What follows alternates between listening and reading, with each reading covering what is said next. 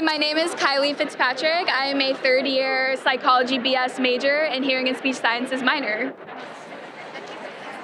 And hello, my name is Stella Rabago. I am a third-year education sciences and language science double major, and we're here to present our research on the development of a culturally responsive intervention targeting math, vocabulary, and morphosyntax in bilingual school-aged children. So oftentimes, when we're in math class and we're developing math literacy skills, it's really difficult for bilinguals to navigate not only the numeral side of math, but also actually understanding the language. And oftentimes in previous interventions for math word problems for bilingual learners, they've often focused on exclusively changing the instructional modifications, so we wanted to focus on changing the content itself instead of just providing modifications to do so. So our study had two research questions. The first one was, how can math vocabulary and math morphosyntax intervention materials be developed using a culturally responsive approach? And the second question was, what feedback speech-language pathologists, teachers, and caregivers have regarding this intervention? So our methods included two different procedures. So phase one was our actual development of the storybooks. What we did was we produced 42 storybooks based on 20 culturally relevant themes. And these storybooks included math, vocabulary, and morphosyntax. And there were 6 word problems per book that aligned with grade 2 standards, so basically for second graders.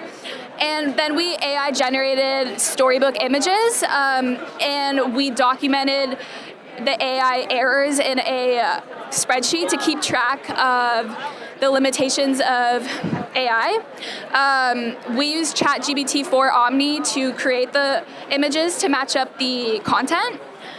And then phase 2 was the review session. So we had participants, which included 10 caregivers, 11 speech-language pathologists, and 3 teachers who were predominantly Hispanic and Latino, review the books. And they evaluated the content, the cohesion, and the cultural relevance. They used Likert scales and free responses to assess the cultural responsiveness and the linguistic accessibility. So the study one results had to do with the AI image errors.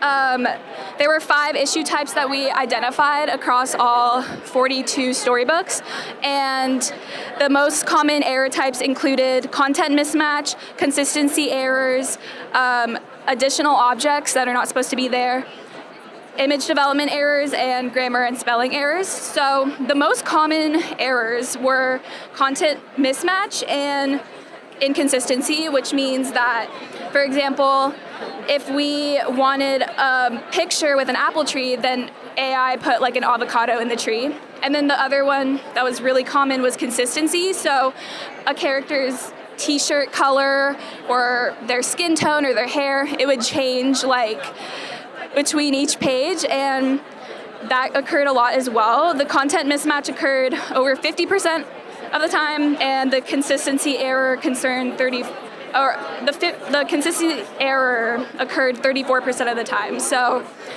quite a bit of something to take into consideration, because it can create confusion and weaken the overall learning, which kind of, overrides the whole point of these storybooks actually facilitating learning. And then in terms of the phase 2 results, we wanted feedback on the AI-generated storybooks. So we asked these 24 reviewers their opinions and thoughts on the actual final storybook versions. And we asked them 5 questions, each revolving around theme, relevance, culturally relevant words. So those 2 are just are they relevant for these students who are Spanish-English bilinguals, and if they're able to kind of connect to those stories, if it's an appropriate story length. So these are second graders, so we didn't want it to be too long. If it's readable, and also the appropriateness of the math word problems. And then based on all of this, we surveyed based on a Likert 6-item scale. And then based on these results, we were able to find generally positive results. They generally think that the 2 highest takeaways of these 5 questions were the theme relevance and then the culturally responsive words. So they think that these stories are very on theme to keep students engaged, and then also that the vocabulary and the names that were used in these stories were also culturally relevant, with these respective means being 1.7 and 1.77, which is generally positive, as 1 is a strongly agree for the Likert scale.